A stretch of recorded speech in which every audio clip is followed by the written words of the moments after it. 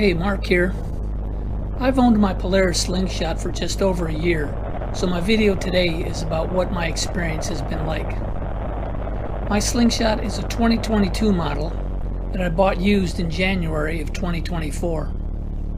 My Slingshot is a pretty basic model. The only options it's got is a stereo and cruise control. It has the Polaris 2.0 liter engine and 5-speed transmission. It had about 4,600 miles on it when I bought it, and it currently has 10,100 miles. So that means I've put 5,500 miles on it. Those miles include dozens of day trips and rides with my compadres, and a trip from Murfreesboro, Tennessee to White Lake, Michigan, taking all back roads and no interstates. That trip alone totaled about 1,500 miles.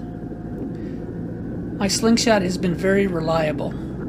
It hasn't required any maintenance except an oil change, and I had to replace the drive belt once because of a rock piercing the drive belt and putting a hole through it. So what's it been like to drive? Well, it's been a lot of fun. Because it's got a short wheelbase, it handles very well in turns.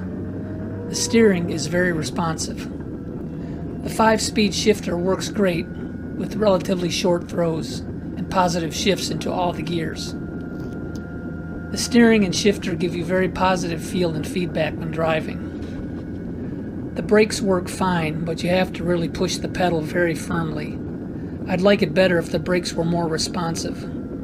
The Slingshot has disc brakes in the front and the rear. And the seats feel good too. It's a little awkward getting in and out of the driver's seat, but once you're seated, it's very comfortable. I can drive for a long time with no fatigue. The whole driving experience is very sports car-like. By that I mean that you have a clutch pedal, a brake pedal, an accelerator pedal, a steering wheel, and a 5-speed shifter just like a car. And you have no roof, which gives you that wide open exposed feeling. Now, even though the Slingshot is called an autocycle, and it has a motorcycle license plate, in no way would I consider it a motorcycle. It's more closely related to a car. Overall, my Slingshot has been a great experience. I considered buying a Vanderhaal 3-wheeler, but the Slingshot costs less, and it has more passenger room and more storage space. There are 2 large storage bins behind the seats and a large glove box. The seating space in the Slingshot is very generous. 2 people can sit there without rubbing shoulders or being cramped together. Having a lot of passenger room is one of the main reasons for buying the Slingshot. So would I recommend buying a Slingshot? Well, yes I would. If you want that open air feeling like a motorcycle, but you want something larger and more substantial, the Slingshot may be for you.